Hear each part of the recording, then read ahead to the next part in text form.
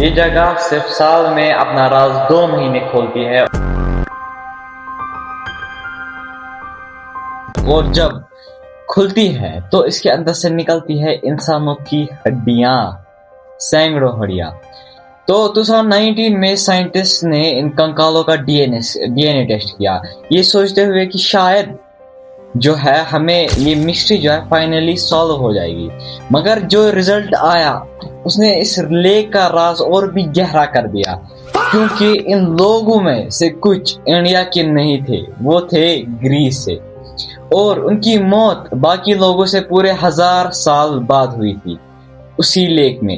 تو سوال یہ نہیں ہے کہ یہ لوگ کون تھے، سوال یہ ہے کہ یونانی گریک انسان دنیا کے سب سے دور، سب سے خطرناک ہمالین لیک تک کیوں اور کیسے پہنچے؟ اتراکھنڈ کے چمولی ڈسٹرکٹ میں 16,500 فیٹ کی ہائٹ پر ایک چھوٹا سا گلیشیئر ہے، روپ کند۔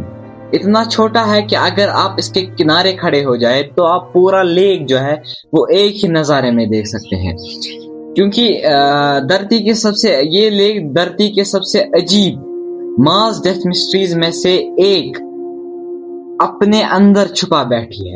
تو کہانی شروع ہوتی ہے 1942 میں۔ ایک برٹش فارسٹ رینجر ہری کرشن نندا دیوی نیشنل پارک میں پیٹرول کر رہا تھا، اور اچانک سے اسے کچھ دکھا جو اس نے کبھی ایکسپیکٹ نہیں کیا تھا، کہ بکھری ہوئی ہڈیاں، کھوبیاں اور سڑا ہوا ماس بال تک بکھرے ہوئے تھے، جیسے وقت وہیں رک گیا ہو۔ یہ خبر اتنی عجیب تھی کہ پبلک میں پبلش کرنے کے لیے اسے 1950s تک کا انتظار کیا۔ ایسٹیمیٹس کے مطابق یہاں 300 سے لے کر 800 تک کی انسانی ہڈیاں، کھوپڑیاں موجود تھی، اور جب یہ بات پبلک میں پتہ چلی تو پوری دنیا ایک ہی سوال پوچھنے لگی کہ یہ لوگ کون ہیں۔ پہلی تھیوری آئی سیکنڈ ورلڈ وار ابھی ختم نہیں ہوا تھا، تو لوگوں نے سوچا شاید یہ جاپانیز سولجر ہے جو سیکریٹلی انڈیا میں گھسنے کی کوشش کر رہے تھے۔ کچھ لوگوں نے کہا یہ تبتین ٹریڈر ہے، اور کچھ لوگوں نے کہا کہ یہ جنرل زوراور سنگھ کی آرمی ہے جو 1841 میں تبت سے لوٹتے ہوئے راستے میں ہی غائب ہو گئی۔ لیکن جب بونز کا اصلی سائنٹیفک ٹیسٹ ہوا تو ہر ایک تھیوری فیل ہو گئی۔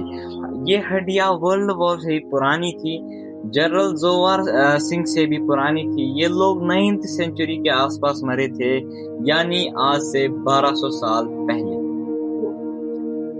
2004 میں ایک نیا کلو ملا۔ سائنٹسٹ نے دیکھا کہ بہت ساری سکلز پر ایک جیسا فریکچر پیٹرن ہے، جیسے کہ کسی راؤنڈ یا ہارڈ چیز سے سیدھا سر پر مارا گیا ہو، کرکٹ بال جتنی بڑی۔ اور یہاں ایک نئی تھیوری بن گئی، یہ لوگ آرمی نہیں تھے بلکہ پلیگرمز تھے جو ایک پرانی یاترا پر نکلے تھے اور راستے میں ایک بھیانک ہیل سٹارم میں پھنس گئے۔ چاروں طرف کھلی ریش تھی اور بچنا ناممکن تھا۔ اور دلچسپ چیز سامنے آئی کہ ان ہڈیوں میں ڈائٹ کے نشانز بھی تھے۔ سائنس ہے، کچھ لوگ گیہوں اور ماس کھاتے تھے، کچھ باجرا اور چاول۔ مطلب یہ ایک یونیفارم گروپ نہیں تھا، یہ الگ الگ سوشل بیک گراؤنڈز کے لوگ تھے جو ایک ساتھ ایک ہی پلیگرام پہ نکلے تھے، ایک ہی یاترا پر نکلے تھے۔ کہانی یہیں پر ختم ہو سکتی تھی، لیکن 2019 میں ہارورڈ یونیورسٹی کے انٹرنیشنل ٹیم، جس میں بھارت کے سائنٹسٹ نیرج رائے بھی شامل تھے، 38 سکیلٹنز کا پورا جینوم سیکوینس کر دیا۔ جو انہوں نے ڈھونڈا اس نے اس مسٹری کو پوری طرح پلٹ دیا۔ 23 لوگ جو تھے وہ ساؤتھ ایشین نکلے، جو ہیل سٹارم تھیوری سے میچ کرتی تھی۔ 9 سینچری کے آس پاس لگ بھگ مرے تھے یہ لوگ، لیکن باقی 14 لوگ جو تھے وہ نکلے گریس کے۔ اور سب سے چونکانے والی بات کیا تھی، یہ لوگ 9th سینچری میں نہیں مرے تھے، یہ مرے تھے 19th سینچری میں، آج سے لگ بھگ 1000 سال بعد، ان سے پہلے گروپ سے لگ بھگ 1000 سال بعد۔ ایک ہی لیک، دو بالکل الگ گھاٹیاں، بیچ میں 1000 سال کا فاصلہ، اور ایک سوال جس کا آج تک کوئی جواب نہیں ملا۔ 19th سینچری میں گریس کے لوگ دنیا کے سب سے ریموٹ ہمالین لیک تک کیسے اور کیوں پہنچے؟ ریسرچرز خود مانتے ہیں کہ اس سوال کا جواب ان کے پاس نہیں ہے، لیکن کوئی ٹریڈ روٹ اس سے میچ نہیں کرتا ہے. یہ لوگ اس لیک تک کیوں اور کیسے پہنچے یہ پوری طرح ایک راز ہے. وہیں پر کیوں مرے؟ اور شاید یہ سب سے ڈراؤنی بات ہے. ہم سوچتے ہیں کہ آج کے زمانے میں ڈی این اے، سائنس، ٹیکنالوجی ہر چیز کا جواب دے سکتی ہے، لیکن روپ کند ہمیں سکھاتی ہے. ہم نے روپ کند سے سیکھا کہ کبھی کبھی جتنا زیادہ ہم کھوتے ہیں اتنا ہی گہرا راز نکلتا ہے. آج اس لیک کا حال اور بھی عجیب ہے. لوگ یادگاری کے طور پر ہڈیاں اٹھا کر لے گئے. جہاں کبھی سینکڑوں اسکیلٹنز تھے اب وہاں بہت ہی کم بچے ہوئے ہیں.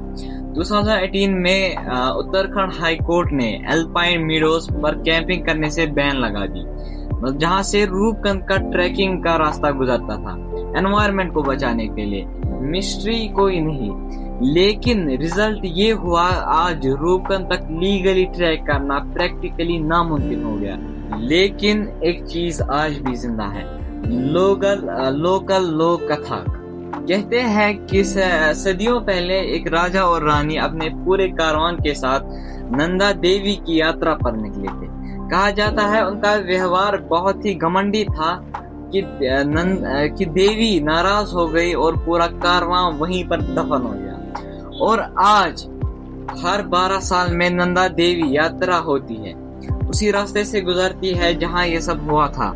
ایک یاترا جو صدیوں سے زندہ ہے اسی جگہ کے پاس جس کا راز آج تک کوئی نہیں جانتا. روپ کند ابھی بھی وہی ہے، برفیلی خاموشی اور اپنے اندر 1000 سال کا فاصلہ چھپائے ہوئے.